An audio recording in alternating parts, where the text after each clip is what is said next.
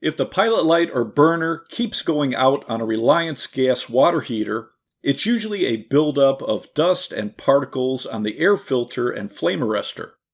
The water heater needs sufficient airflow for proper fuel combustion. Reliance recommends that the air filter around the base of the water heater should be checked and cleaned at least once a year.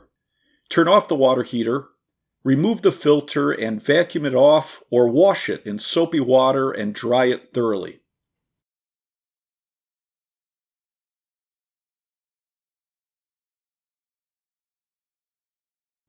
With the filter removed, check the flame arrestor with an inspection mirror and clean it off with an appliance brush if needed. Then vacuum the inside of the water heater.